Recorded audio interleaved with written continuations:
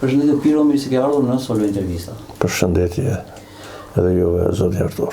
Ju jeni nga të parët që keni filluar muzikën në shkollë kur ka qenë në fillimet e saj shkolla, Jakob Zoto. Po. Atëherë, për çfarë keni studiuar?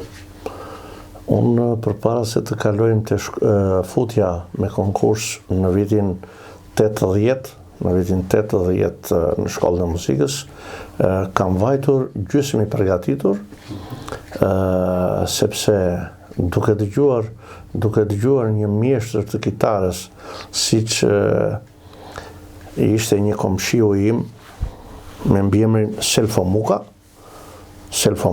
i cili këndonte në hijen e Fikut, që ne kishim një fush afër shtëpisë, edhe këndonte këngët e Adriano Celentanos, të cilën unë kisha dëshirë italisht. Ai pa shkollë, por një originalitet atil sa që unë ngelesha me gojë hapur. E dëgjoja me admirim, le të ishin 1 orë, 2 orë, 3 orë. Kam qenë 10 vjeç, mund edhe më i vogël, por përveç se kësaja, këndonim edhe në shtëpinë e gjyshit, si që ishte kënga e bukur muzikare, hajde dalim nga muzikeja, të shikojmë tokat e reja.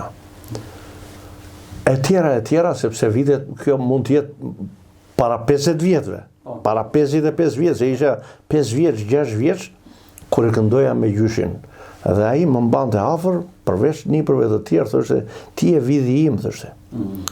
Edhe ka kënduar gjyshi, mirë po duke u futur në shkollë, edhe nga Selfo Muka, aty një ditë të bukur, përveç se Selfos me kitar, vjen dhe profesor Dimitër Bitri, të cilin në klasën e 5 po më jepte muzikë.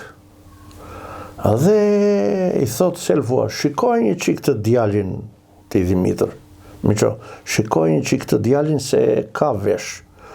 Mashim do përpunuar, do futur në përdo.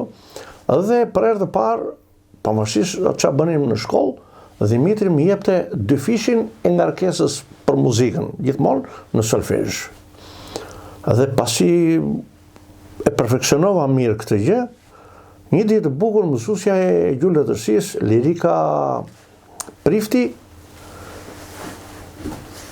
Lirika Gjini, Prifti e ka nga babaj, tha, Piro, tha, kemi një shfaqje, tha, në shtëpinë oficerave, tha, edhe na duhet një me bateri të vogël, edhe ti tha me atë trompetën.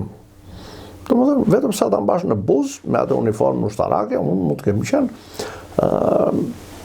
11 vjeç, jo më shumë, klasa e 6. Dhe dolë mirë që aty, po aty ndikoj shumë edhe një bashkëfshatari mamas time, Dimitër Shqepa. Domethënë, u bën 2 Dimitra dhe Lirika që filluan një mbështetje për vazhdimsi në rrugën e artit dhe gjinisë muzikës kryesisht. A kështu vendosëm një ditë bukur, më mori, më mësonte ky Bitri, profesor Bitri, më mësonte një këngë, të gjitha ato këngët e pionerëve. Një vit më vonë, i thot Dimitër Shqepës, i thot, kur isha në klasën e 7, i thot, merre, thot, në shtëpinë e pionerit, thot, për fisamonik në kusht, thot, të vazhdoj, thot, se ka vesh, thot, edhe i njeh dhe notën. Aty fillova të bie dhe fisamonikës. Në fillim një fisamonik të vogël, pavarësisht se unë kisha një trup goxha zhvilluar, dhe mbaj mend që ishin 5-6 veta në kurs, edhe unë, më po vjen edhe profesor që më vonë do ishte mësuesi im i solfezhit, Pavlo Sopiqoti. Si duket i kishin thënë që është një djalosh, që ore vetë autodidakt, po më tani mendimin tonë, kështu dhe është futur në atë drejtim dhe ka të dhëna. Profesor Bitri më uli në fisamonik, më mbante edhe 1 orë ose 2 orë të shkolla në Ifrashi. Të mësonim këngën Kor Kombajnat, për të cilën unë mbaj mend edhe tani. sepse me këtë këngë kam konkuruar në shkollën e muzikës në qershor të vitit 1980. Kor kombajna gruri menzi tim, mbledhim kalza pas kombajne kalza me gëzim, edhe ne mbledhim bukën e re, e tjerë që vazhdon, sepse nuk më hiqet nga mendja ajo, kur janë ngritur që të gjithë ata më shoqëronte në atë kohë, ishte një mësuese me syza, më vonë e mora vesh që ishte Maria e madhja pianiste e shkollës muzikës, Maria Rafaeli, për të cilën a prima vista më shoqëroi në këtë këngë. A prima vista, direkt. A prima vista, dhe një këngë tjetër, po të Nikolaj Pulos, e cila sa po kishte hyrë dhe ajo dhe kishte marrë një çmim të dytë, mbaj mend. Dhe kështu, në unanimitet, më fotën, më doli emri që në 1 shtator do vish. Mi po, këtu kishim një mosmarrveshje me prindrit. Sepse në të njëjtën kohë, unë isha dhe një ndër 5 nxënësit më të mirë të shkollës në Infrashi. S'lindë shkolla? Jo, s'më lindë shkolla, po më kishte ardhur një bursë për gjuhën angleze në Tiranë. Dhe një bursë tjetër që për në shkollën e policisë, po në Tiranë. Nuk e di ku ishte, po unë ato motrat, të dyja motrat që kam përpara vetes, për të cilën falenderoj në këtë bisedë që po bëjmë, i falenderoj pa mas, sepse më ka rritur. Nëna më ka lindur, kurse ato janë marrë me edukimin tim, qysh bëhet fjalë për çdo gjë. Unë kam qenë fëmijë që kam ndendur krick, me rroba, me këpucë, me të gjitha, me libra, domethënë e shikonin dhe ato që unë isha shumë i kujdesshëm, rrobat e mia në shkollë nuk bëheshin pis kurrë. Kur pis, asnjëherë, se mendoja që po të vete atje do kërkojnë llogaria, do më thënë pse kështu dhe domethënë krijova personalitet që në vogli. Përballë 3 këtyre do të bëja një zgjedhje, sepse kështu ishte sistemi. Erdhi mbaj mend ka ardhur kryetari i Këshillit në atë kohë, ka ardhur, ka qenë Thomatoska, dhe i thot babait tim, Thoma, i thot, kemi ardhur këtu, thot, së bashku me gjithë Llambër Llagurin, vajza e të cilit Irena Llaguri mori këtë bursë. Pasi u siguruan nga baba im që ai e ka me mdyshje, do të vazhdoj këtej nga muzika. Ata atë këtë prisin, dhe ja dhanë kësaj çupës këtyre. Ka qenë rëndësishme ishte bursa atëherë që ishte kryetari. Shumë. Po ishte sepse unë anglisht isha i pari. Bursa për të vazhduar shkollën. Bursë për të vazhduar shkollën e mesme ishte një vazhdimsi për jetën. Ishte hapi i radhës që ti konsolidoheshe për jetën tënde. Nuk ishte se dolozje. Jo, serioziteti ishte në maksimum. Shumë e madhe. Edhe kishte interes për arsye sepse një bursë ishte ardhur në rrethin e Fierit. Një. Edhe ata Këshilli i Lajshit vendosur që djali i klasës punëtore, Piro Thomavidi, meqense i ka të dy prindrit me medaljen e punës urdhrit klasit parë, të dy prindrit, dhe nëna dhe babai, ata nuk njihnin gjë tjetër. Nga mëngjesi deri në darkë punë. Ta thash dhe më parë që unë jam rritur në saj të kujdesit të dy motrave, Kristinës dhe 2 vjeçë më të voglës nga kjo, Mimozës. Dhe shu vendosa në shkollë, aty më caktuan në degën e trombonit, e pranova pa hezitim, se derisa isha futur në atë, nuk ishte thënë që unë do merresha patjetër me fisharmonikën ose me klarinetën ose me këtë ose me atë. Jo, çat më caktonin, isha i përgatitur për gjithçka. Kështu ndodhi, profesor Bardhyl që ishte edhe dirigjenti i bandës, baba i Balinës, Sheu, Bardhyl Sheu, Në të njëjtën kohë ishte edhe dirigjenti i bandës të qytetit Fierit në atë kohë. Më tha, besoj tha se do ecësh mirë, sepse ti e nje muzikën, nje solfezhin. Po, unë isha vetëm 15 vjeç në atë kohë. Po, profesori thash, unë do bëjmë më të mirën të mundshme, dhe pasaj edhe me ndihmën tuaj, sepse unë nuk e njoh këtë lloj instrumenti. Mi caktoi pozicionet e trombonit, që ditën e parë kam dëndur deri në orën 12 të natës, që i kam mësuar të gjitha pozicionet e trombonit. Në mënyrë teorike. Në ditën e dytë jam marrë me vendosjen e bukinës. Do sqaroj që publiku që pozicionet e trombonit nuk janë fikse. Jo, janë me milimetra. Ishte një instrument ishte një instrument që për herë të parë unë ndeshesha. Pavarësisht se një vjanotat, ka lidhje me veshjen. Një vjanotat dhe çeshin e solit dhe çeshin e basit, kjo më dha një shtys që unë e mora kështu, domethënë kisha edhe tjetër në klasë për trombon, një Eduard Lule nga Kurjani, nga Luari diku këteja. Po ai e hapi krahun shumë shpejt, sepse unë avancova më shpejt. Jo përkushtova, aq sa unë studioja si fillim, më tha dhe profesor Bardhyli që Piro, muajin e parë unë dua jo më shumë nga 1 deri në 2 orë. Pasi mësova vendosjen e bukaturës në trombon, brenda 2 ditëve unë kam filluar t'i bie trombonit. Aq sa ata që ishin një vit më përpara me, po më shikoni thoshin, çfarë është ky tani, se ky dje filloi dhe sot po bie vegla. Edhe profesor Achille më thuaj, Achille Dogo më ka përkrahur në këtë rrugtim. Ishte një nisje nga zerua për këtë instrument për mua. Edhe kështu vazhdova me studim, me shumë punë, me sakrificë, aq sa unë kam marrë bukë me vete. Në 6 mëngjesit ne hapnin shkollën e muzikës. Sot nuk e këta të rinjit nuk e konceptojnë se çfarë do të thotë. Unë kisha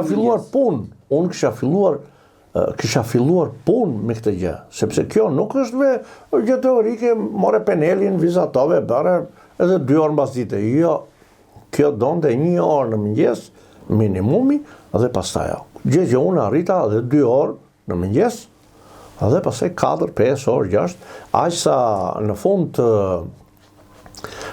të viteve 80, Bardhyl më tha, sot ka qenë bilesdata 20 nëntor, 25 nëntor, të vitit 1980, më tha të marrësh trombonin dhe do vish tek banda. Ne bënim provat e bandës në atë kohë, bëheshin te ish muzeu vjetër.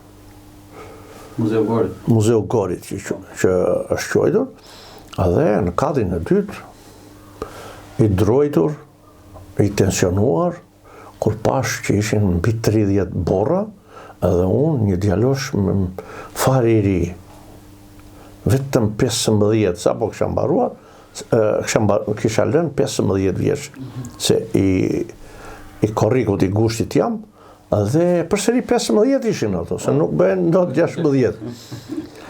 E marr trombonin, e vendos, bëj ca nota të gjata si fillim, dëgjoja që ata ishin më të vjetër në moshë, po ishin vetëm me vesh, nuk ishin bërë shkollë, me çka kuptova. Edhe meri partet, më thot profesor Bardhyli, i studiova, i bëra, dolen shikat jem më vete, hajde. Filluam një pjesë partizane që ishim, po ishim me broshurat vogla, kështu që do t'i merrim dhe në rrugë ato, ishim me kapse, me të gjitha. Po i bia dhe unë bazë notave që ishin partitur. Pak me siklet, por shumë shpejt profesori e kuptoi dhe tha, ti Petraq dhe ti, si e kise ky tjetri, një tjetër, Tha, po i bini, tha, si Kovaç, tha. Po jo, profesor, si ti bje? Dëgjonin që kësirë t'i bjerja i djaloshi. Qo, Piro, më tha mua. Kur më tha qo, ndjeva pak i sikletose, po më tha mua, bjeri, ashtu si e shikon ti partin. Unë fillova, përveç se ti bia partit precis, por fillova të bëja edhe pak muzikë, me aq sa dia, me aq qa shenja shishin dhe aq sa kisha bërë shenjat e ngjyrimit dhe për muzikalitetin e pjesë. Pasi mbarova pjesën, tha, e dëgjove ti, tha, Petraq Pogaçe? Po.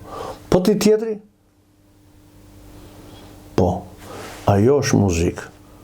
Ai po vjen për herë të parë, kurse ju këtu keni 25 vjet. Po këto pjesë beshin. Më doli frika, edhe thash nuk që nga në një gjë e madhe.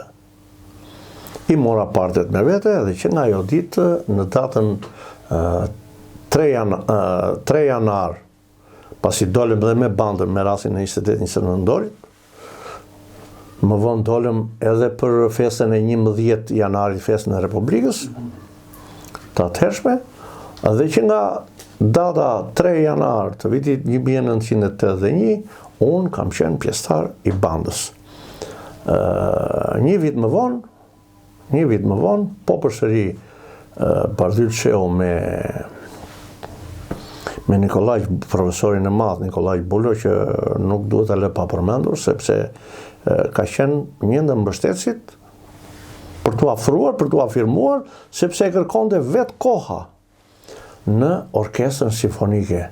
Ishte një përsëri aty, kisha Agron Begon, trombon të parë, unë trombon i dytë. Qa viti? 81. Po. Në 11 shtator të 81-shit, pasi në 3 shtator na vjen një profesor tjetër që i quaj Ylvi Kollari, dhe ai më futi si një profesionist i kësaj vegle, se Bardhyli ishte, po ishte për korno. Dhe dirigenti bandës, kurse profesor Ylvi Kollari ishte një diçka tjetër. Kishte 2 vjet që kishte mbaruar Institutin e Lartë të Arteve dhe ishte një instrumentist profesionist për mua. Mësova shumë nga ai. Në vitin në nëntor të 81-shit kanë ardhur nga Tirana Radio e Televizioni dhe unë kam qenë i pari i Degës Tonxhit dhe i Frymës, përveç 5 nxënësve të tjerë, siç ishte Laura Sopiqoti, siç ishte nuk i mbaj mend mirë tani, po Laurën e mbaj mend mirë. Laurën e mbaj mend shumë mirë, Laura Sopiqoti. Kush? Kanë qenë më vonë këto Kelice, janë disa vite më vonë. Po kemi dalë te kinoteatri,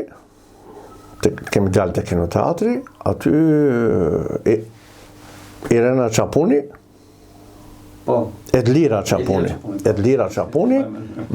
sepse aty ka ndodhur një incident duke hequr në sekondën e fundit profesoreshën Maria Rafaelin, edhe e pa shumë të zhimët, më përpara kinoteatrit. Si shoqëruse? Si shoqëruse, po e këshin hequr, jo në televizor, dildet. Edhe me nxitim prunë Edlira Çapunin. Po dhe ajo, pianiste mirë, se nuk mund ta bënte dot dhe shoqërimin tim dhe në piano Sopiqoti Laura. Më vonë pasaja erdhën suksese të tjera. Në vitin 1982 bëhet për herë të parë konkurrimi midis shkollave të mesme. Po përsëri unë dola në skenë me trombon dhe pianoforte, me një sonat Corelli njëherë dhe mbas 20 minutave, 40 minutave që jepte gjithë ky ishte koncerti i shkollës muzikës me një pjesë shkodrane.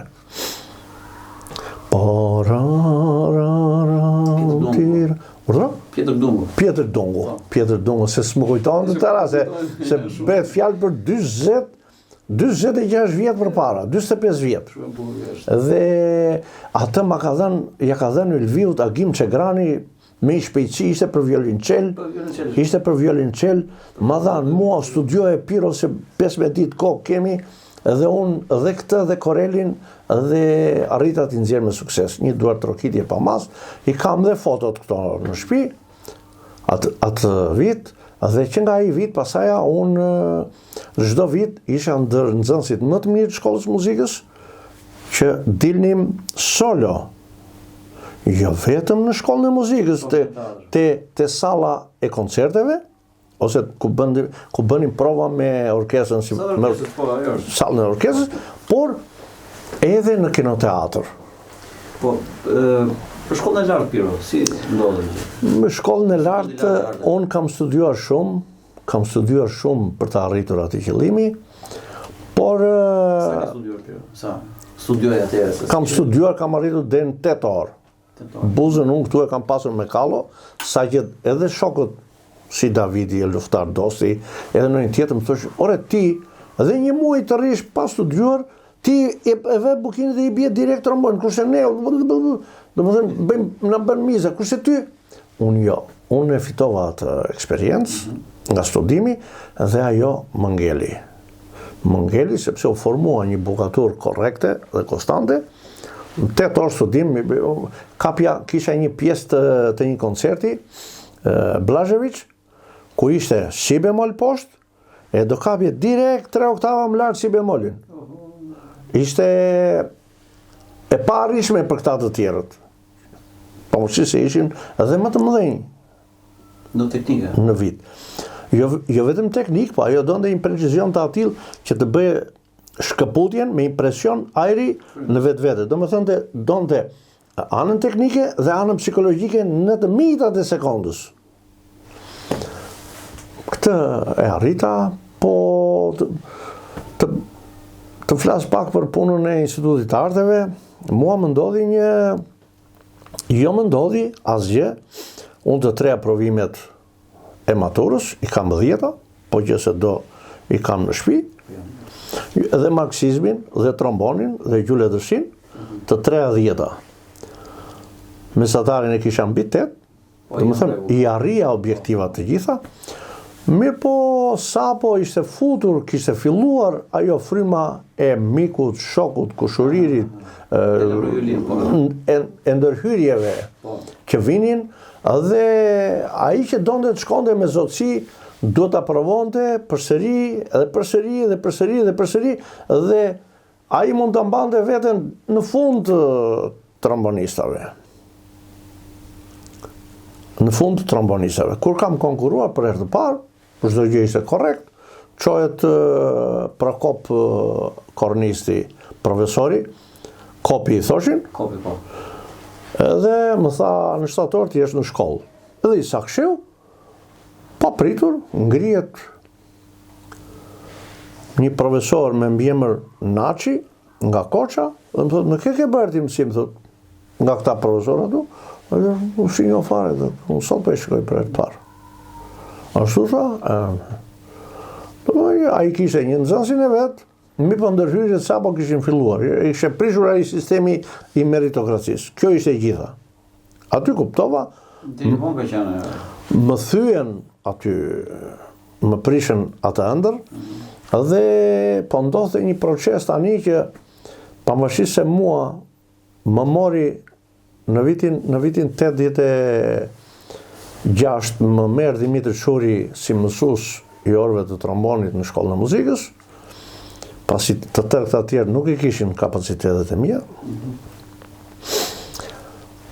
Drejtoria arsimore më nxjerr bursë për ciklin e ulët 3 herë. Ajo ishte një tjetër goditje që më vinte. Në ciklin e ulët, hajsa u detyrova pasaj, thash që dhe ima mirë ushtarë se Nuk bëhet, nuk e bëj dot atë. Se do e ciklin Jo. Biles njerë më doli për në këtë në Elbasan për gjullet të shi. Ky ishte, do më thënë, ndryshimi. 3 herë për ciklin e ullët në Shkodër dhe 1 herë për gjullet të shi në Elbasan. Megjithatë, jeta vazhdoi, shkova me dëshirë kryeva detyrimin ushtarak. Ku e bërë? E kam bërë në tanket e Korçës, në Poces. Tash janë sekreta do sa tank ka patur në Korçë. Atje syri të shikonte vetëm po t'jap një shifër. Po t'jap një shifër që Nuk kot për kuriozitet. mbi 130 Tanke. tanke. Nga këto Tanke, T55. Model T55, T56 që këshim bërë kinezët. sa ekuipazh kishte tanku? Ekuipazhin kishte komandanti i tankut, Tankut, po. artilieri, mbushi dhe shoferi. 4. Gjë të cilën, po unë kisha këtë gjë që nuk bëra shumë shërbim, sepse me qenë se dija t'i bje dhe Fisamonikës, u mora me sallën e televizorit, me prapavijin. Po, detyrë luftarake, unë në rast se do të bënte në një sensacion armiku Jugoslav, sepse atë pjesë mbulonim neve, nga Gryka e Cangonjit deri në Pogradec. Kaq kishim neve ti, 28 kilometro linear të kufirit. Isha me detyrë luftarake, isha artilieri komisarit të brigadës Jani Theodori, i cili kishte pseudonimin në repart Stalini. Ai ishte Kopjo. I thoshin ushtar? Jo ushtar, të gjithë Korça. Gjithë Korça e njifte Stalini. Jo në emrin e tij Jani Theodori. Që si ka prishur punë. Kujt? Jo. Ai ishte ingjante me përsosmërinë dhe pikturën po ta bëja atë poshtë të shkruaj Stalini, nuk kishte ndonjë problem se do ishte Stalini apo jo. Edhe atje kaluava shumë mirë, kam kaluar shumë mirë dhe atje. 2 vjet i kam bërë. Atje kam shkuar një 4 muaj nga shtatori deri në fund të vitit të dytë me bandën e qytetit Korçës, e cila ishte për të thënë të drejtën e një niveli shumë të lartë. Sa vete? 36, po shumë profesionalitet. Repertori njëjtë. Jo. Ata, këto nuk i ashtu fare, i bënin vetëm ditën e fundit që do dilnin të nesme në për rruga, po në për festa ku ishin, por ata luanin korin e skleverve. Me bandë? Po, me bandë. Pasi kishin 12 klarineta, të tërë me shkollë të lartë, kishin flaut 2, piccolo 2, bastub 3, do më thënë, ata e kishin të konsoliduar shkollën, pasi liceu artistik i Korçës ka qenë një ndër licet më të mira. Neve kishim shumë pak vite, ne 10 vjetë, kërse ata festonin 25 vjetorin. 25 a 30, liceu artistik i Korçës ka qenë, po i reformuar, kishte mbi 25 deri 27 vjet, liceu Korçës. Po pas ushtrisë, po? Pas ushtrie, më drejtoria arsimore, shkova atje dhe takoj një Agim Bufi, sa po ishte emëruar, një burr i shkurtër shumë. I thash, kam mbaruar liceun artistik Jakov Zoca dhe qa pasajta. Jo, i dhe për në i vend pune. Ti e i që ke refuzuar, më tha mua të veshta për mësusta. I thash, po kjo i përket shkuarës. Tani ne flasim, i thash që 2 vjet në vonë. unë vete atje ku ka nevojë atë dheo, i thash, qa ti thoshja? Po, normal, të do të thosh. Më tha mua, tha, në ninë është, tha. Ballsh. Jo, qa Ballsh është këtu afër. Jo, i thash, nuk shkoj atje, refuzoj të shkoj, thash. u qua në krem kështu, po i bindet me 2 grushta tavolinës, mos qetësoj, thash, unë i thash, nuk kam problem. Nuk ka arsim, thash, ka dhe punë të tjera në Shqipëria. Si ajo punë për arsye sepse isha përsëri qoftë në bandë, në orkestrën e bandës frymore, qoftë në orkestrën simfonike, edhe do të isha 4 ditë e javë, do të isha në Fiero. Si mund ta bëja? Unë që atje nuk vija dot. Nuk veja dhe vija dot Bradicë. Dhe pranova të vete tek ndërmarrja e gjelbërimit. Bashki. Jo, ishte shtet akoma. Dhe ishte drejtor ishte Axhi ja rova mbjemën tani nuk më vjen mend. Axhi Gashi. Axhi Gashi, edhe zyrat ishin përballë derës kryesore të gjimnazit vjetër. Katin e parë aty përballë. Shkova atje, takoj një kushëririn tim, një Toto Hila, dhe i them, more Toto, unë nuk rrit do të pa punë, jo se jam keq. Po dhe, po qa punë, po qa të kedi dhe, vetëm të jem këtu i dhe, marë 4.000 lekë i dhe, atje jam, marë 2.000 lekë nga orkestra, plus 4 këteja 6, dhe më vonë pasaj shikojmë qa rëndziri jeta koha. Po, të vitha ishe ditë e shtunë, dhe tha i thuaj, tha, Pirosa të vej ditë në hënë tek Nasta Toska. Ajo ishte si ti përgjese, në lagjim 15 Mi po ati ishe puna me normë dhe unë energjikisht nuk e kisha problemi fare. Bëja 2 norma. Kam arritur... Që ishte norma? Norma ishte që paketim letrash. Paketim, vini letrat, kartonet dhe unë i lidhja me tel ato mbi po arrita që të marrë dhe 11.000 lekë në muaj. Kështu që për 12 muaj unë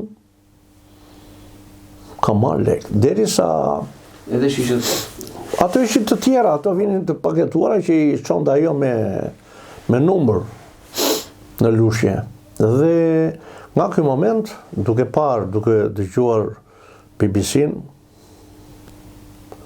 në anglisht, fshehura dhe gjithmonë se kisha një radio Iliria, jo ka qenë 89 kjo punë, dhe mbas në dhjetor të 90-s, në dhjetor që plasën këto revoltat për ndryshimin e sistemit, unë e kisha kuptuar shumë herët që sepse BBC-a kështu fillonte. Ding me një ding-dang të madh që thoshte kështu janë të numëruara orët e regjimit komunist në Shqipëri. Ka arritur në pikën që nuk ka më. Ata e dini shumë mirë, sepse kishin të gjitha ato mekanizmat që kishin kontrolin që si pa zhvilloj. Po mirë, shumë publik, si perceptimi jotë si ka qenë, si flitej, diçka... Në publik, brenda, nën zë flitej shumë. Në ndërmarrjen tënde. Nën zë flitej shumë, për arsye sepse kishte në atë kohë Shqipëria kishte edhe një elitë intelektuale që nuk ishte dakord. Edhe sot është e dita që s'është dakord, po? Jo, bëhet fjalë për atëherë, kishin një moral njerëzit. Midis asaj kohe dhe kësaj kohe është që këtu morali është thyer në atë mas, sa që ai nuk, mi po kur ke marrë kështu poshtë, është e vështirë që të bësh atë përthyrjen këtu. Që të marrësh ngjitjen, që të japësh kolba për ngjitje. Kurse në atë kohë kishte që flisin hapur. Hapur. Nuk kishte sigurimi... Letë kishe kush të donde. Nuk sigurimi në atë kohë ishte vetëm që thoshte bon neve tani si do veprojmë që të mbrojmë veten tonë. Nuk bëndem që të mbronte sistemin. Jo. Nuk ashtu. Edhe këte shikoj edhe në fytyrat e atyre i sigurimsave se kam pasur një aty në lagje. Jo, ata ishin me pozitë shumë të fuqishme. Mi po kështë ardhur fundi. U kështë ardhur fundi shumë shpejt. Unë mbaj mend që ka qenë data 10 janar, Sotiraq Aleksi më ka dhënë një tuf me postera të PD-s, që unë do t'i vendosja në lagjet, në shtyllat e drurit në lagje. Se ato ishin të drujnta. Dhe përballë një banese, kohën e vura, që kishte shtëpinë një ishi sigurimit i shërbimit, sigurimit shtetit në atë kohë, po unë nuk e dija që atje kishin ca gozhë të vogla nga ato që fëmijët e moshës 10 vjeçë, 12 vjeçë hipnin dhe kapnin këta laporegjit. Dhe i gozhdonin atje, po kur jam rishkitur që atje, se ai doli me pistolet, ishte ora 1 e natës, më janë qarë këtu, më janë qarë viza këto me gjak. Edhe shqyr që kam shpëtuar, se ai ka qelluar në ajër. Në ajër, tek mua, nuk e di.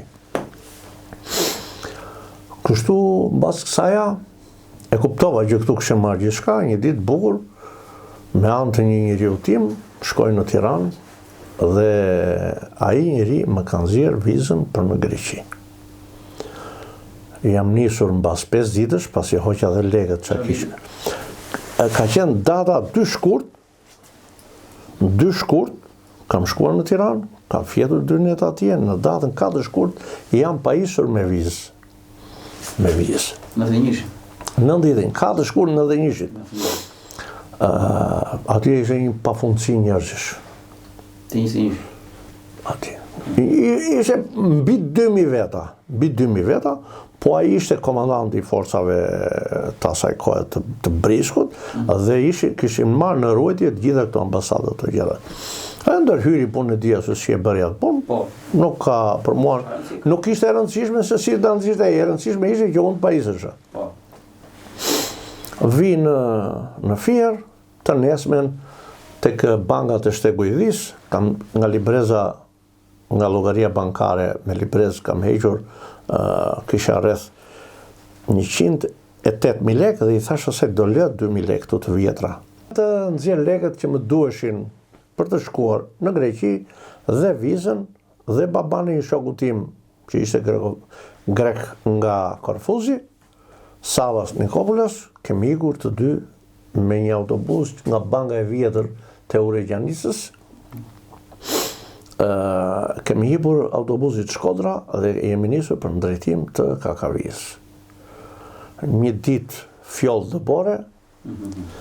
dëbore, unë kishe mbaj mend si tani një kapardin bezh, ndonë që i veshur, edhe një çantë, edhe një çantë, kisha dhe rroba të tjera brenda, por me të mbërritur në Kakavi, oficeri që ishte atje tek sot është Ura dhe Lumi, aty kam parë që të gjitha ata dropullitët që kërkonin të kalonin kufirin, kam parë skenat të atashme. Jo, i çponin me bajonet, ushtarë tanë. Largohuni që këtu. Kam parë vetë.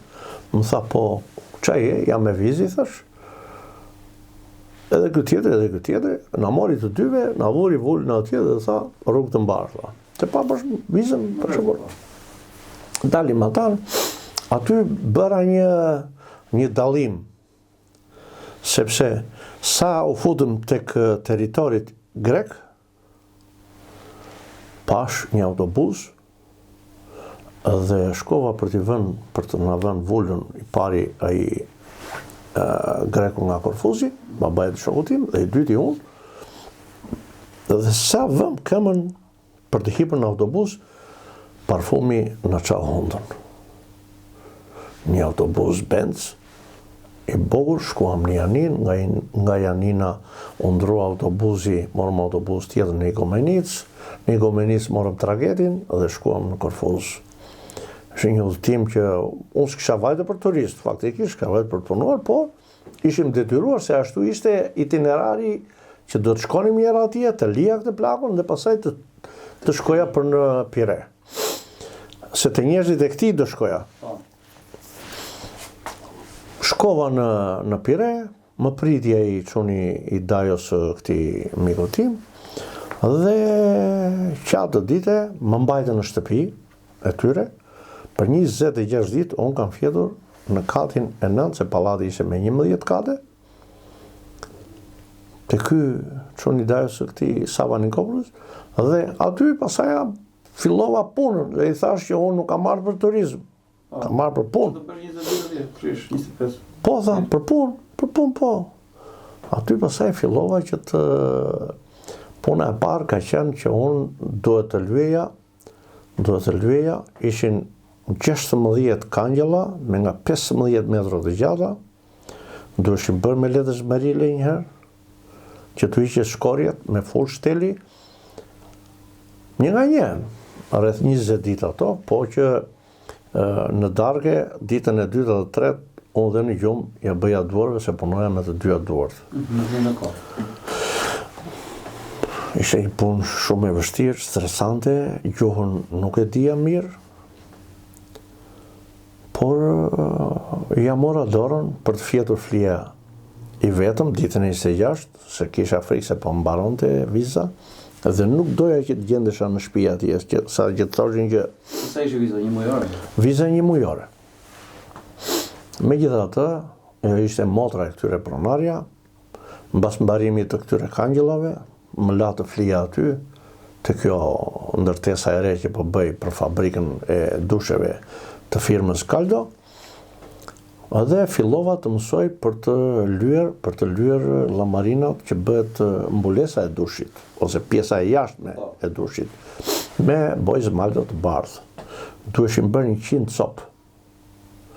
Ti hiqe, ti merje, ti lyeje, ti çoje prap në varse, do t'i fusje në furr, do t'i bëje 100 copë.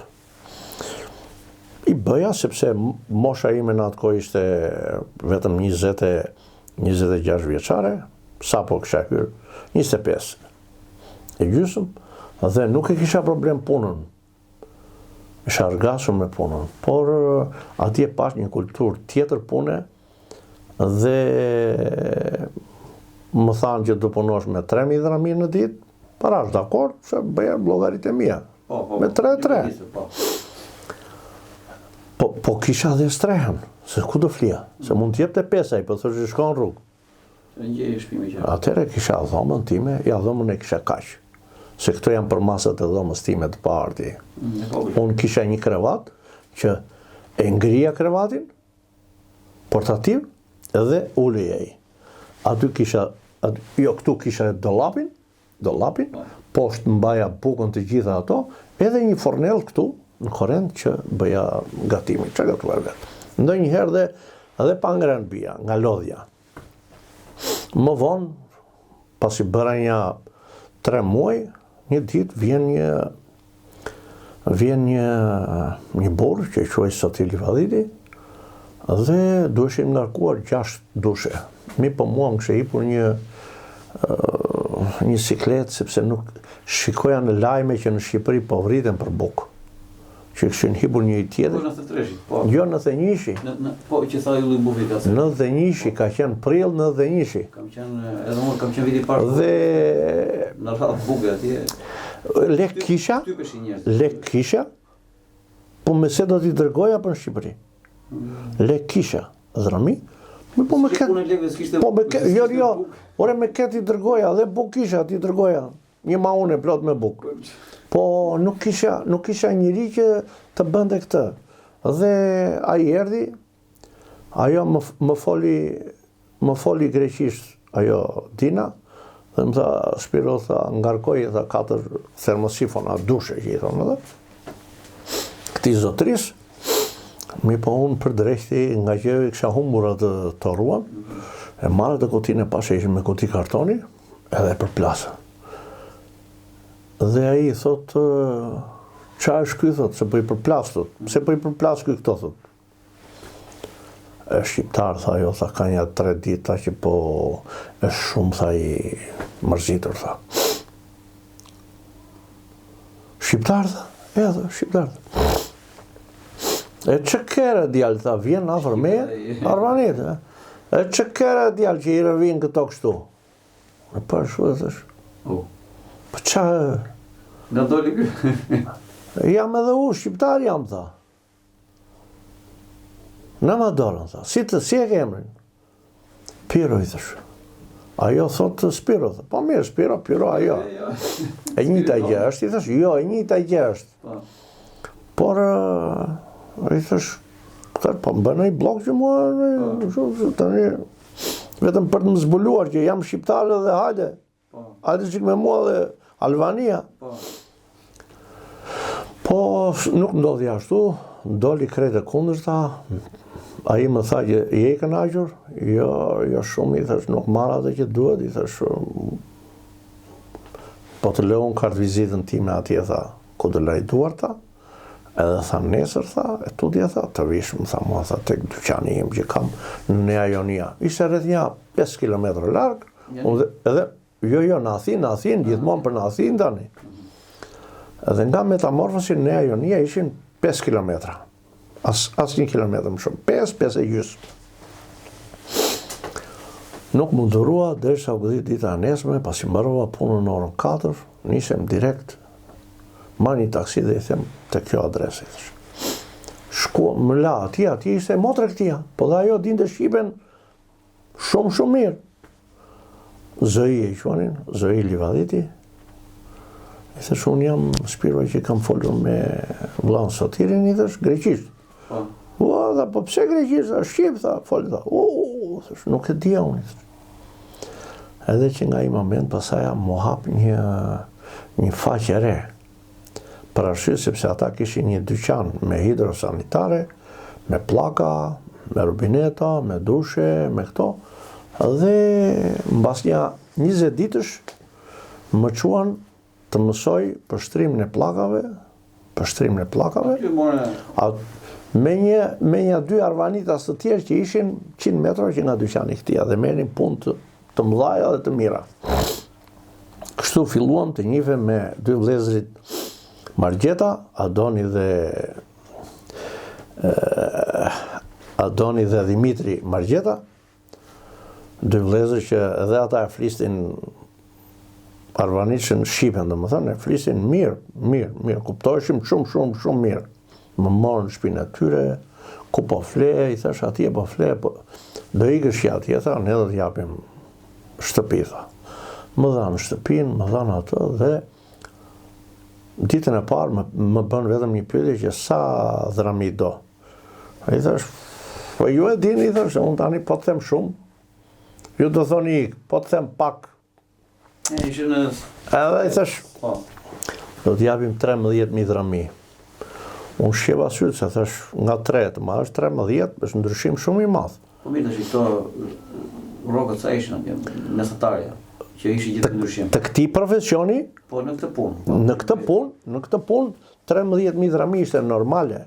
Një ndihmës fillestar. Kurse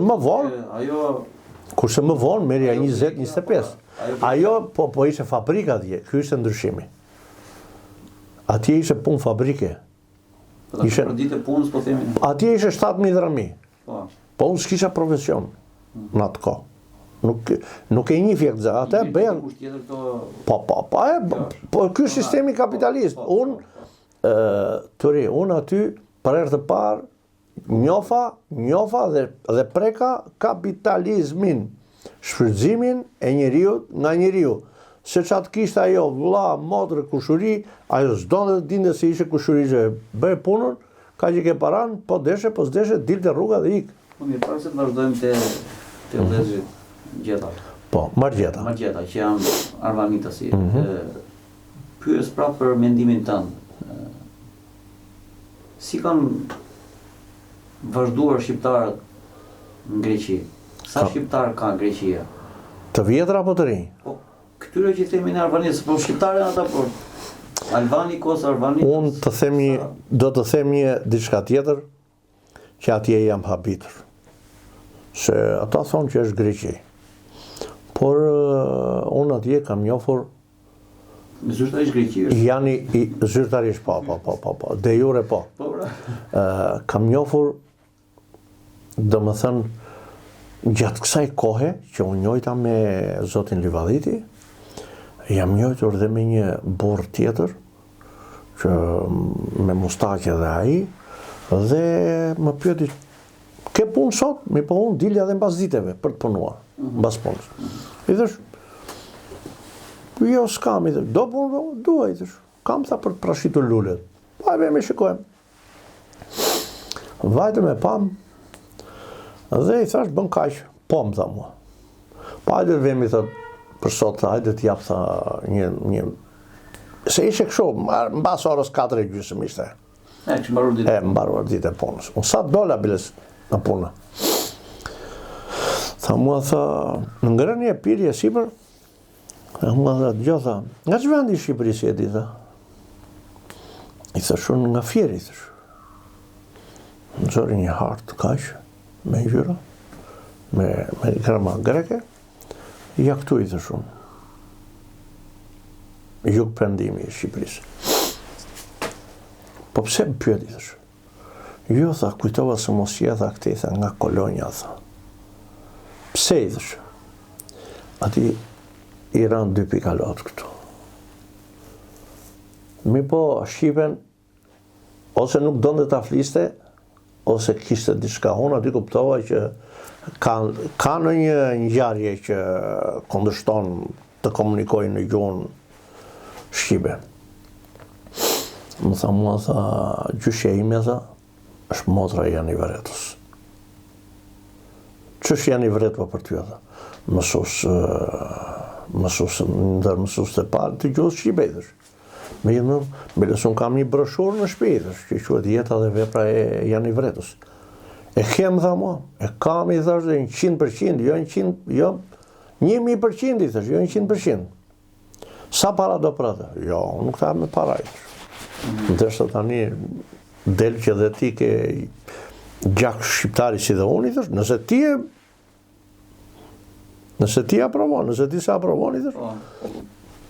Unë prandaj kam emrin e tij, tha. Dhe në shtator të 91-shit më ka detyruar.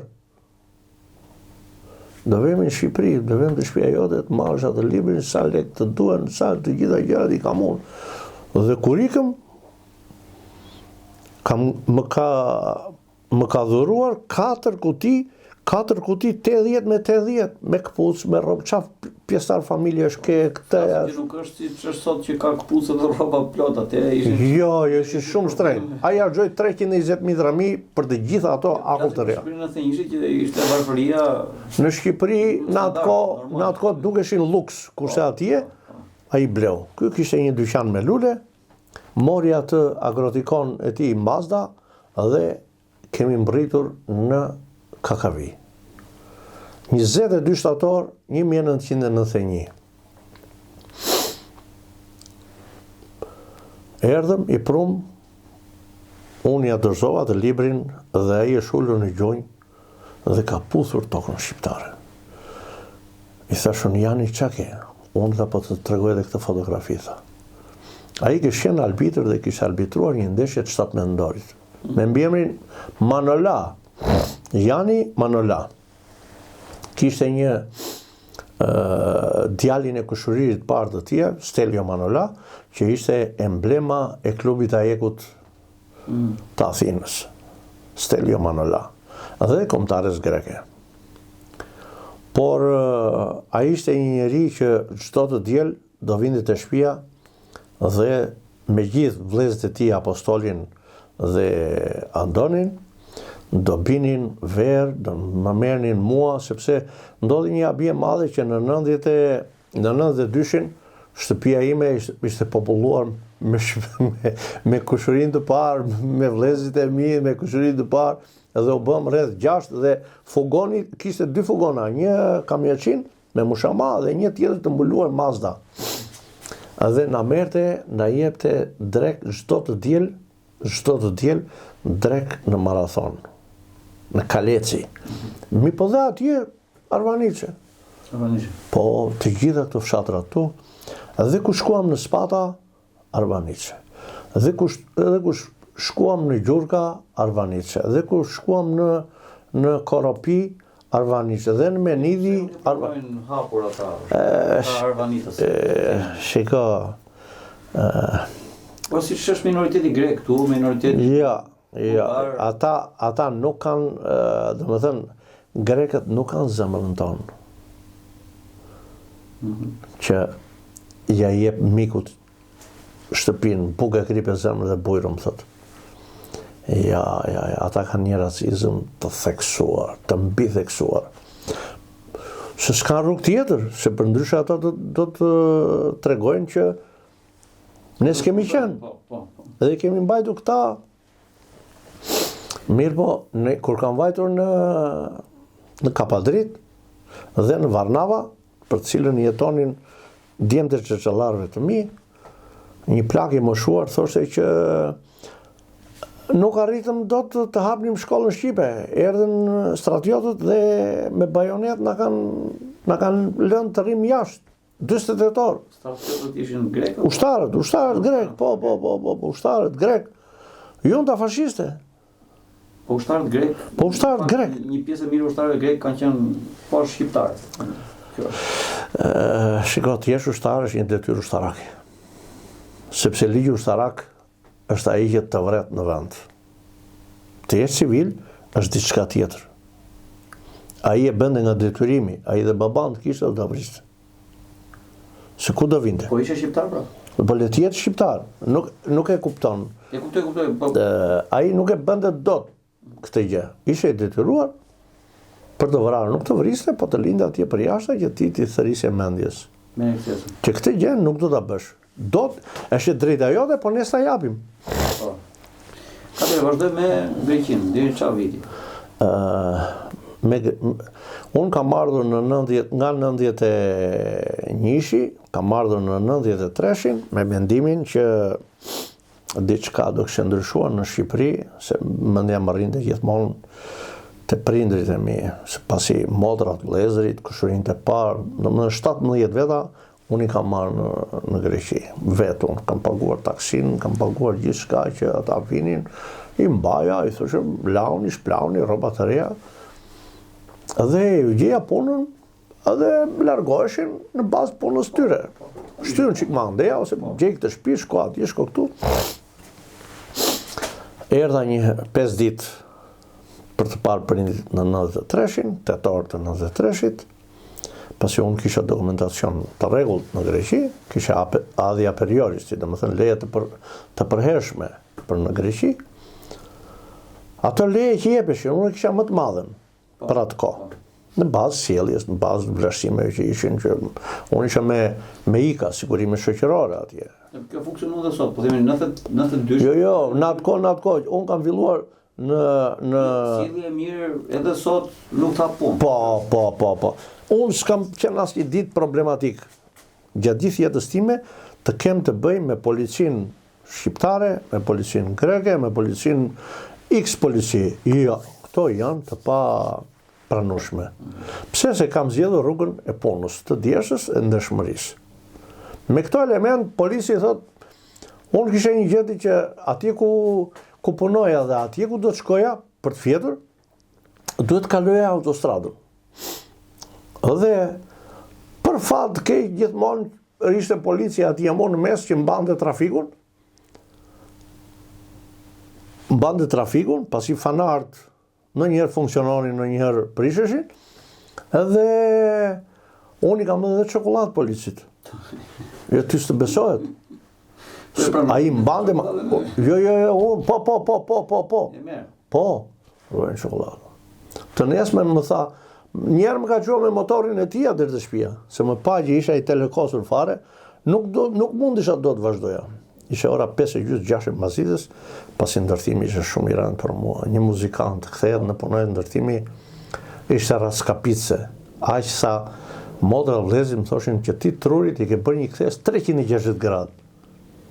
Asnjëri nga fisi im nuk punonte dot në ndërtim, vetëm unë. Ta donin për fabrika, donin pastrues shtëpiras, po ndërtim jo. Nuk mundeshin dot, se do një frymarrje të thellë, do një aktivizim të trurit që unë du ta përballoj këtë. Po të shikosh këto supet e mi të dyja, në fillim, ishin ca teneqe me bish druri. Teneqe nga ato të djathit. Po, e kam vërtet. E priste ai kështu? Ose bidon vaj nga ato 20 litroshët. Po.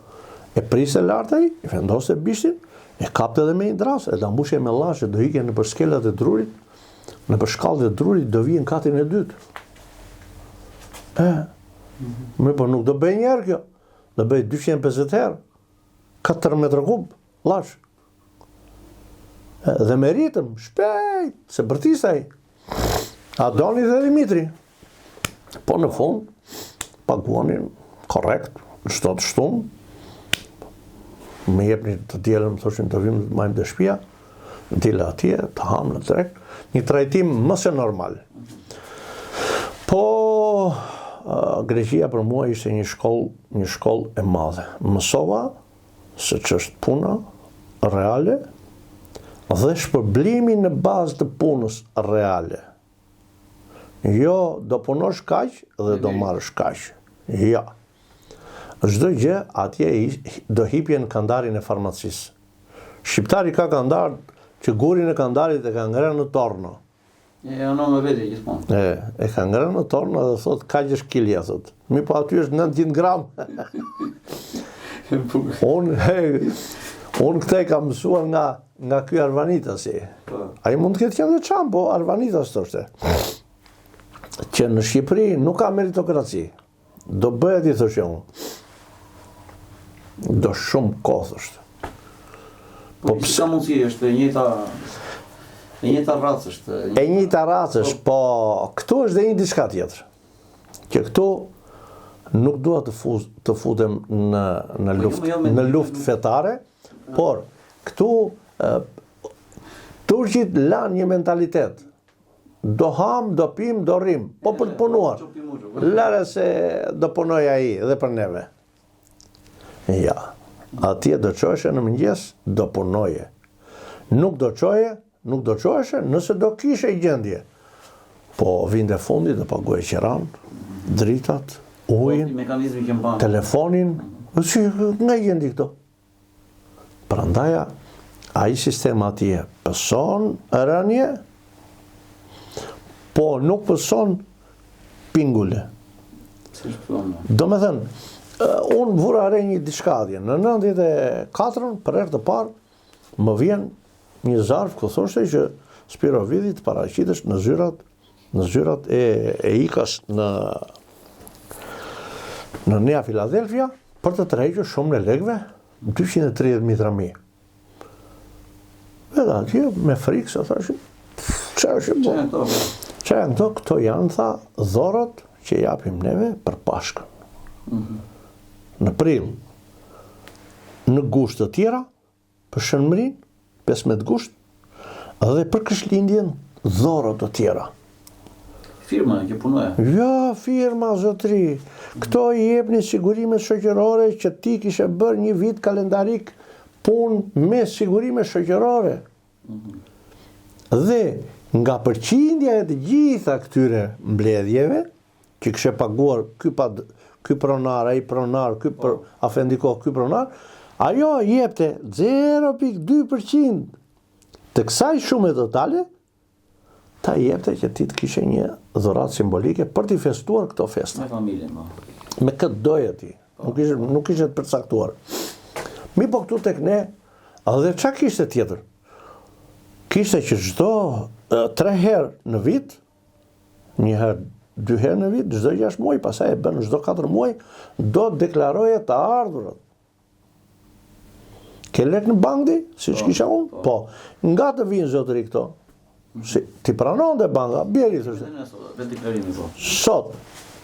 Sot, po jo vetë deklarim, ku e ke një pjesë e shoqërisë. Po një pjesë.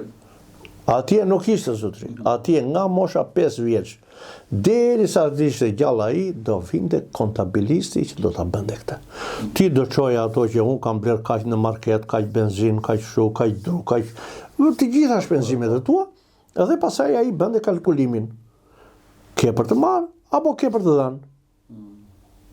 Të më thënë, një shtet i bazuar mbi ligje, jo mbi qefi, jo mbi dëshirën, meritokraci. Nëse s'ka meritokraci, ai komb ose ai popull do të zhduket, ose do të mbjetoj si punë e asaj viktimës që të bjeri ku të bje, ose të pianesit që thotë që ku do bje të bje. Kjo është përmbajtje. Pas Greqisë, sa vete? Në vitin 99, ka qenë 22 marsi, nata që NATO bombardonte Beogradin, pas disa thirrjeve të babait tim, Duke më thënë që duhet vish, sepse ne jemi dy pleq, jemi nga 80 vjeç dhe neve nuk mundemi dot më. Kohë e keqe po vjen, luftë po fillon me Serbinë dhe duhet vish, ke detyrimin. Ti besi duesh. Ndjeva detyrimin dhe u nisa. U fejova dhe një punë e re, mi po mendoja qa do bëja në Shqipëri, qa lek kisha, nuk ishte problem të leku, dhe më vjen një firmë holandeze,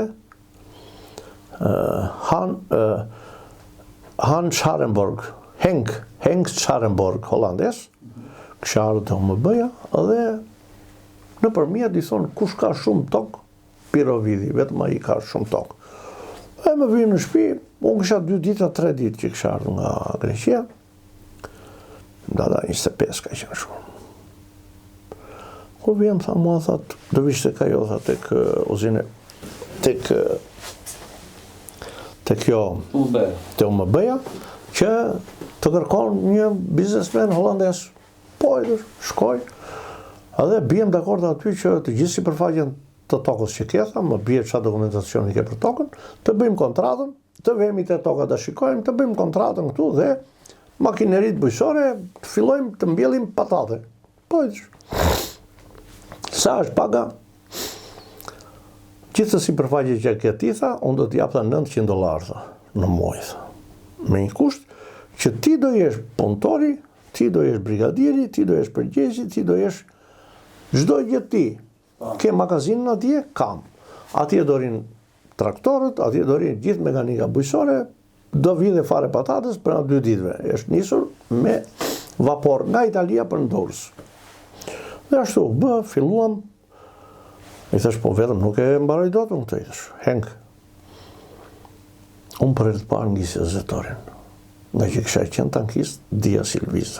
Po, e njëri koncept është. Koncepti ai është.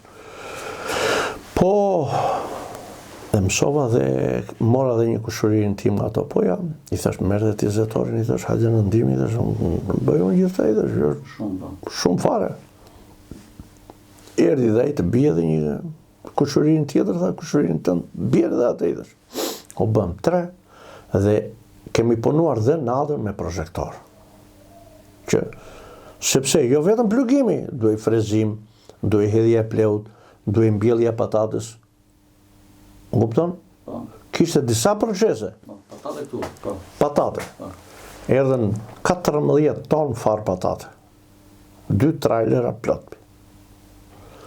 Mbollëm ato, të tëra gjërat dhe më pas dolëm me sukses, mirë po ai u largua sepse dikush nga ta punojësit e më bes aty, nuk e di qa i mori, qa ndodhi aty, nuk e kuptova dot, vetëm më tha të lutem, Spiro dha, më dërgo me trailer, do dërgoj unë një mjeshtër që të gjitha mekanikën bujqësore të ma bjesh deri në Durrës. Pasaja, ma i përzhen traget, ka ishtë detyra jote. Në që 99 ka qenë përpara? 99 kthimi. Unë isha për krijimin e kooperativës së parë bujqësore moderne. Po pra këtë po them është. Dhe aty kishte një vit xhaxhaim që kishte bërë një stall me dera, me dele, me viça, me nga këto gjërat dhe i thash që do fusim mekanizim në stall. Po tha, dakord. Blem dhe delet bashk të dy, unë breva 30 dhe ai 60, a 70 nuket, u bën 100, dhe krijuam kooperativën e parë që quhej Vllazeria, se del xhaxhai vlla. Përveç kësaja, s'doja të rria vetëm me atë biznes, sepse hapa dhe një brigadë këtu në Fier, për punë, me plaka, unë vetë dhe 2 çuna, më pas u bën 3-4, unë kam bërë shkollën Flatrat e Dijes, me plaka, më vonë kam bërë disa objekte, kam bërë pallatin e Jani Kolës rrugës të Coca-Cola. Ka qenë modeli, domethënë që po ndjekin bizneset e reja sot 2026. Unë e kam bërë këtë në 2000-shin. Në 99-2000-shin. e kam filluar dhe eca shumë mirë, arrita që të kisha një brigadë me personel 13 veta. Vetë përgjegjës, nëse ne kisha arsimtare, fejova, u martova me fëmijë, mirë po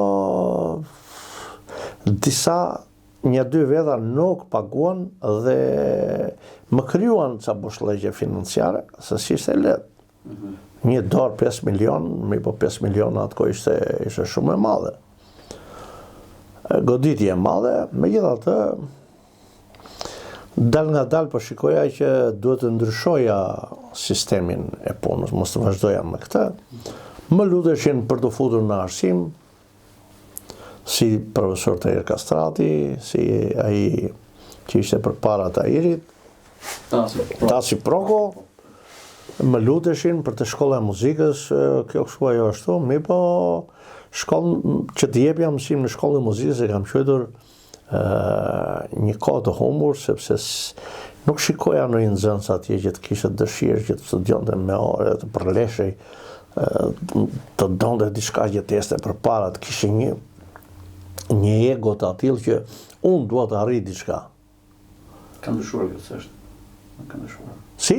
Ka ndryshuar kjo, derisa nuk është ky mentalitet, unë kam qenë me ata që duhet të dy luftosh, qoftë në instrument, qoftë në punë, qoftë në zanat, qoftë në duhet t'japësh, duhet t'japësh 1000% të asaj që ti ke akumuluar për X profesion ose për X drejtim që ti kërkon të bësh. Unë kam dashur, e kam filluar çdo gjë nga zerua. Nga zerua, pa ndihmën, le të më thotë një njeri që unë të kam ndihmuar. Jo. Unë në Greqi bëra dhe një kurs për mjeshtë ndërtimi, edhe këtu i kam ato të kësaja, dhe pasaja nëpërmjet kësaj eksperience, arrita që kam qenë dhe në shtetet e tjera. Pasi mësuat një goditje, po themi. Po, në 2000 kjo ka filluar direkt mbas hapjes së vizave, në 2012, 2011, në 2013 unë kam shkuar në Itali. Në Itali, ku kam ndendur, pasi modra ime që ka një fabrik guri në Berat, më bëri ato përmes së gjornat, mi po Italinë them të drejtën, nuk kishte lidhje me si popull, nuk kishte lidhje si që ishte ajo që gjeta në Greqi, vllazërim, domethënë një ndjenjë tjetër që do punojmë, po dhe do të frejmë edhe do ta shikojmë njëri tjetrin. Në Itali ishte gjithçka kështu që bëje, do marrësh parat dhe ikës të njome. Me po si isha mësuar me këtë mentalitetin. Dhe nuk më pëlqeu. Pasi mbarova këtë vilën e kësaj modrës, e bëra dhe pishinën, vetët e një italian që të nxjerrim konkluzionin. Do bëjmë betonin, ja bëra gati të gjitha, me zgarë, me të gjitha, edhe duke pritur atë, i thash, kur do vi ajo makina e betonit, me gjithë pompën e betonit, po ja dhe po i marrë në telefon dhe kështu, mi po ishe një ditë kushti vap. Edhe pash aty që kishte kolit me shishe ujë. A i thash, poko aku, i thash. Si tha, prego. Shkoj edhe më mbushi, duke parë shu, shkoj edhe më mbushi shishe në ujë në qezëm. Ko erdi aty, prego. I thash, po pse kjo, i thash, dhe jo një nga ato, i thash. O, tha, Albano, tha, ule aty, i thash. Po pse, ule aty, i thash. Po, nem qik parat, mo që kam bërë dhe tani. Po pse, dhe dojnë beton. Ka edhe më beton, nëm parat, i thash. Po jo, tha, nuk duam e tani. Ika dhe i them nipit, i them hajde, më qo në aeroportin e Bergamos. Më qo të iki, më pri biletën tani. Po jo, tha i se do edhe betoni. Ore, mos edhe betoni, nuk më duhet gjefare. Tani, unë punoj për tyja. Ti një shishe ujë nuk e jep, po jo, po ti e vllai qenit. Ty të gënjen vetja se je italian. Po për nga kultura, neve jemi... Nuk them për të gjithë shqiptarët, se ka shqiptarë që... Si ka dhe italian. Unë them që për ata që kanë bagazh mirësjellje. Këtu e kemi te ky nivel. Bagazhi mirësjelljes lidhet me profesionalizëm të lartë, me ndërgjegje të pastër dhe gjithçka shkon mirë. Po ti ke vetëm një element të mirë, këto 2-3 tjera si ke, prishet ai që quhet zinxhiri i jetës. Mbas kësaj kam shkuar me një thirrje që më kanë bërë në Norvegji, kam qenë 2 herë nga 7 muaj, i drejtoja pasaportën policit norvegjez apo dhe suedez në Stockholm, edhe me mendimin që do haj gjob. Se i kam kaluar muaj, 3 muaj. Ai se shikon dhe fare. Biles, e voli kështu, bam, shqipi butonin, u hap dera. Më thënë ikë. Dhe ata janë shumë realist. Pse? Kur vete një person, sidomos në Suedi, Norvegji, që quhet shkalla sipërore e jetesës në glob, ata din të kanë kështu në majtë të gishtave të vja. Ka ardhur gjithë informacioni që ke bërë ti. Atje unë në Norvegji nuk pash policë me sy. Uniform. Atje vishin disa civila, vinte atë kolopoçkën që bënte alarmin lart e makina, në fund vetëm 30 sekonda përpara se të kapte tyja. Domethënë një shtet real që ti merr vlerën që meriton. Jo çfarë do ti është tjetër gjë. Vlerën që meriton. Atje nuk ka pag nën 5.000 euro. 5.000. Po, minimale. Po, kanë mirëqenie të lartë, po aty më ka bërë një diçka përshtypje në Oslo. Më ka bërë një diçka shumë të madhe përshtypje, duke shëtitur, se më thot ai, me qenë se je muzikant, më thot Ramadani, një kosovar nga Peja, më tha mua, tha, do dhe një orë, tha, se të bëjmë në e gjiro, tha, në kryeqytet, të dali banda, tha, ishe dite djelë, ora 10. Në orë 11, një band, nuk e numërova dot, se ajo e kishte edhe 100 veta, më të mëndej, po 70-80 po një. Një band me një uniform, bojqeli, me pantallona të bardha, me ca përkrenare shumë të bukura, ato veglat që të gjitha të një marke, të bardh, serb, të bardh. Aty pa dashur lexoj plakatin të ministria. Ramadani thash, ma përkthejnë që qa thot qoj thash. Se thot, Irakian, po qa kam? Po, kjo Irakian. Më tha, mua tha, këtu thash një histori e çuditshme, tha. Pse i thash? Një Irakian, tha, kishë mbaruar në Bashkimin Sovjetik, tha, në vitin 82-83. Që kishë emrin Ministria Energjetikës, e metaleve, e nxirjes e metaleve të lehtë, të mesëm dhe të rëndë, për naft nuk bëj fjalë atje ti, e kishte marrë emrin e Irakianit. Tha, ky Irakiani, tha, ka zbuluar naft në detin e Veriut, tha. Që thuhet? Po, tha, në 84, këta, tha, kanë bërë zbulimin e jetës. Ky Irakiani, them, pse shumë shim? Po, tha, mbreti, tha, e ka thëritur këtë dhe i ka thënë, po, del garant, dal me jetën time. Sa metro është? 6.400 dhe 6.700 metro thellë. E sigurt? Po e sigurt. Sa lek, sa valut kemi neve që i bëjmë do të punime? Sa duen? Duen të shikojmë, thaj, po metrot janë këto, tha. Bënë ato kalkulimet, gjitha gjërat, dhe në 6.400 mbaruan fondet. Ky thoshte që do të vazhdojmë se jemi në metrat e fundit. Po punë fondesh u zgjatë rreth një 2 muaj, derisa mbreti dha urdhër të jepen gjitha fondet çdo zotëria. Kur vajtën në 6540 shpërtheu Fontana. Shpërtheu Fontana dhe të gjithë u gëzuan dhe që nga ajo ditë Ministria e të gjithë metaleve duke futur dhe shpim kërkimin e naftës, mori emrin e këtij irakiani i cili ishte në plakat aty. Pasi dhe Norvegjia ka qenë një vend shumë i korruptuar. Po i varfër, dhe në vitet 74, 76 ka qenë ashtu si Danimarka, ashtu si Suedia, që kishin një farë ngritje ekonomike, po duke u futur plani Marshall dhe një investim kapitaleve amerikane shumë fuqishme, filluan që të kenë atë arritjen ekonomike që kanë sot. Norvegjia zë vendin e parë në botë për të ardhurat për frymë të popullsisë.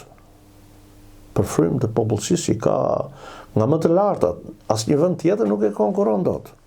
Po, dhe ka suficitin, dhe këto vinë për arsye sepse suficiti tregtar me botën kanë 18 vjet që shkojnë deri në $100 miliard.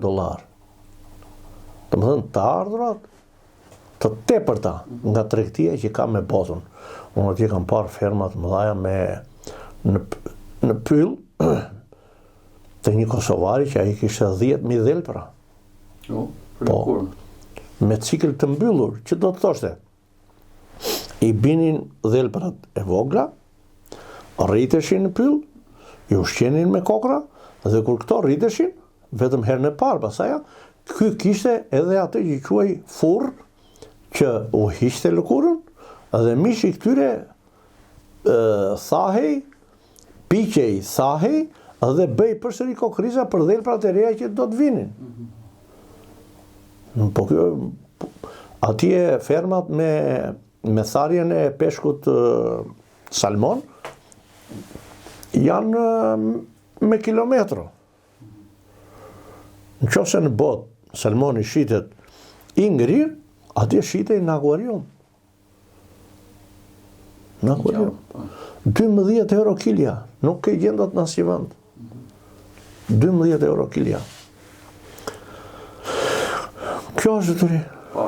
Më thuaj, unë kam qenë dhe në vendet e tjera, kam qenë në Gjermani, në Berlin, kam punuar. Berlini, po, ishte i pasistemuar,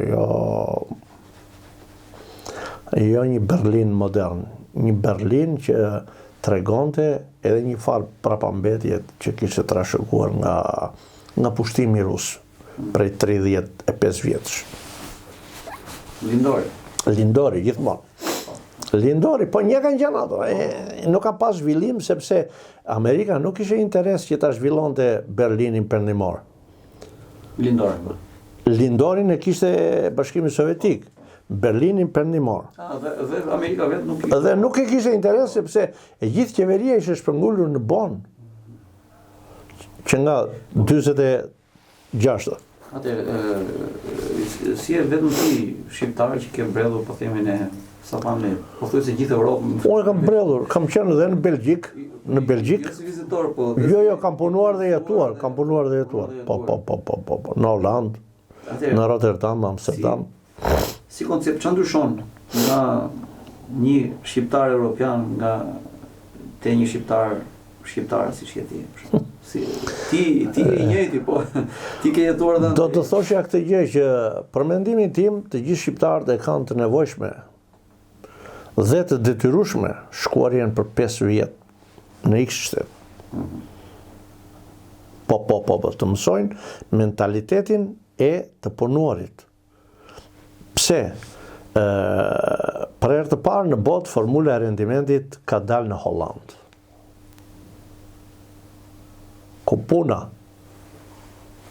e harxuar për mbi punën e dobishme baraz merë rendimentin. Shqiptarët këtë formulë të dalim sot neve në rrugë bashk nuk e njohin as 5%, unë do ta çoj 10. S'njohin vetëm të Jo. Kjo është baza e jetës. Aja. Domethënë, Unë mund e kupton kur je jashtë. kur je atje, pse? Atje të veten mendja nuk të zë do të gjumi, do marr lekët, po merr lapsin atje. O sa marr unë, do marr këtu, kaq. 2680 euro. Po, nga këto, 600 i do qeraja. 100 i do ngrohja dhe elektriku.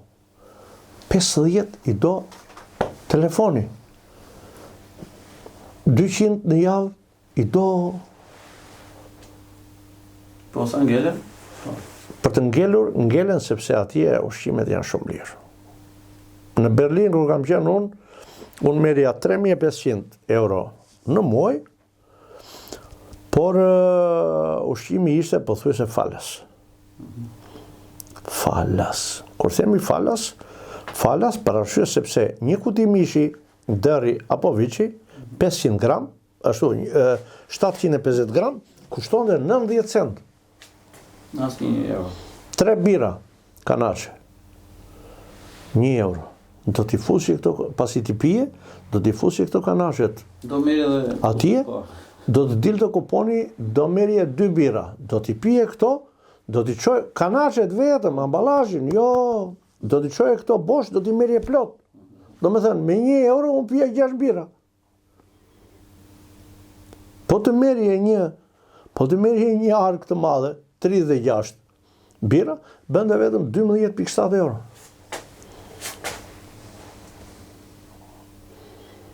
Vetëm këtu tek neve shikoj unë 1500 lek. Jo, nuk bëj ti. Nuk bëj, shumë që ishe 90 cent. 90 cent. Po dhe ushqimet e tjera. Po tani këto janë ato që maten. Këto janë ato që maten, por për të zhvilluar shoqëria shqiptare, e para njëherë duhet të ketë një konkurrencë. Konkurenca e ndershme e zhvillon një vend. Ligji i fortë dhe i rrept e zhvillon një vend. Baza ligjore. Këtu në Shqipëri shikojmë që e hedh këta ose edhe atë, jo.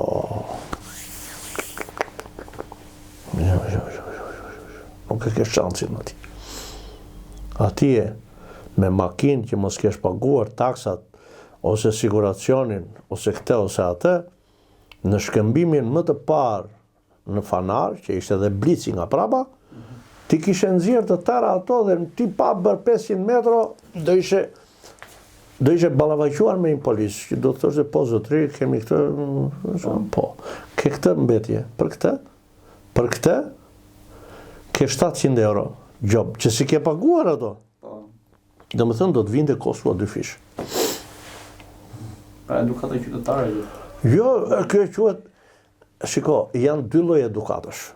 Janë edukat vetjake, që ti e ke të fituar nga familja, nga shkolla, nga kultura jote, dhe edukata e imponuar. Ne jemi akoma te edukata e imponuar, sepse ky popull vjen nga diktatura. Ky nuk është mësuar me dëshirë, ky është mësuar me dhunë.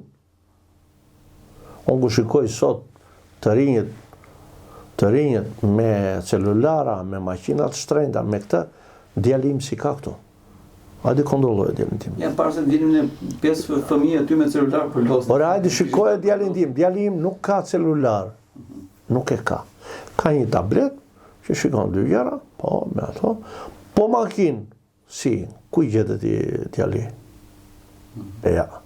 E po sot u vra ky 19 vjeçar, ky 21 vjeçar. Ç'ne 21 vjeçari me makinë? Po për çfarë? Vetëm pungu? Jo, ky los me makinë. Ja. Kjo është ajo që them që akoma nuk e kemi zbërthyer si popull formulën e rendimentit. Kjo është për të gjithë njësoj. Dhe ajo që është bazike për shoqërinë shqiptare është që këtu shoqëria shqiptare po degradon atë që quhet moral, atë që quhet arsim, atë që quhet kulturë, Në familjen time të madhe, unë kam pasur fatin të kem 8 gjëzhelar dhe kemi qenë dhe jemi 8 veta instrumentistë. Në biles, ai që ka arritur më shumë në fushën e artit dhe të kulturës është Mikail Vidi, i cili sot është drejtor i teatrit, të operës dhe të baletit në Stamboll. Kam mbaruar Institutin e Lartë të Arteve për balet maestër, kam mbaruar për koreografin kontemporane dhe doktor i shkencave në Paris, dhe sot ka dhe Akademi Baleti të Tijën. Private, përveç se detyrë shtetërore, ka dhe këtë. Ky është më i arritshmi në fushën e artit dhe të kulturës në fisin ton. Pastaj vllai i tij Dhori për tromp, unë për trombon 3, Andrea për fagot 4, Iliri për klarinet 5, motra e tij për piktur. Jo, për piktur, për mandolin 6. Janë dhe 2, për nuk më kujtohen tani, sepse jemi shumë të them të drejtën, po duhet të them jemi një familje artashse.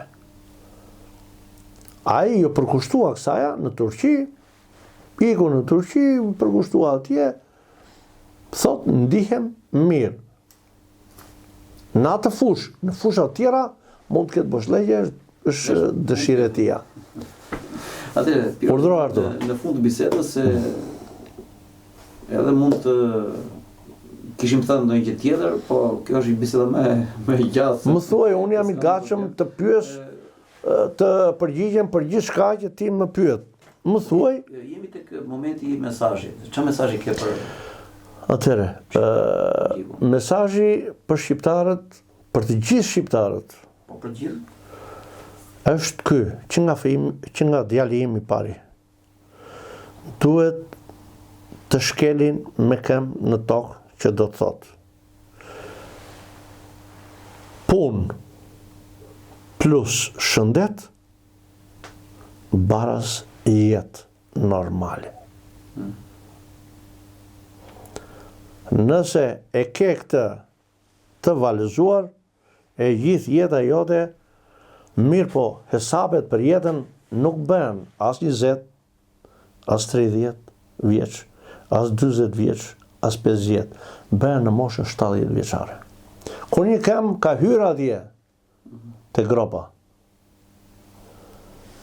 Mirë po, unë kam lexuar dhe duke pasur parasysh gjatë gjithë jetës time, sepse kam lexuar librin të Nikola Ostrovskit. Në vitin 76, kam qenë 11 vjeç, tek motra ime në Durrës që ka patur burrin drejtor shkolle, kam mbaruar matematik fizik, Krenar Harize, ai kishte një bibliotekë edhe me libra të ndaluar. Por që unë kisha aksesin ta lexoja dhe të çoj prapë.